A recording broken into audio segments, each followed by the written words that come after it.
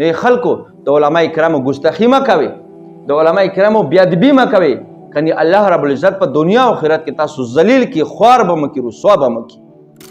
و یو کس امام ابو حنیفه رحمه الله ته راغی د بېادبي او د ګستاخي په نیت باندې.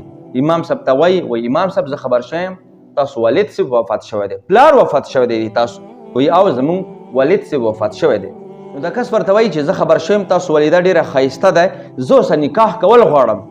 نو امام صاحب ورته وایي استقامت نه کار واخیستو، څه بد ارادې ورته ونه ویلې. څه ورته وایي؟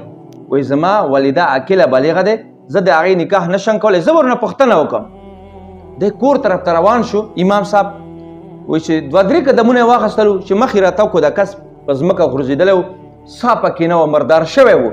وایي چا پوښتنه وکړه، وایي دا کس چا ووژلو، دا کس چا قتل کو؟ وایي چا جواب بیر کو چې دا د امام صاحب صبر قتل کو، او د امام صاحب ګستاخي چې کومه کړې وه، بېادبي چې کړې وه، الله پاک د هغې بدل په خپله واخیستو. ځکه الله رب العزت فرمایي من عاد لي ولیا فقد آذنته بالحرب. چا زما ولی سره دشمني وکړه، زما ولی ته تکلیف ورسرو، ما هغې سره د جنګ اعلان دی، زه به ورنه بدل اخلم.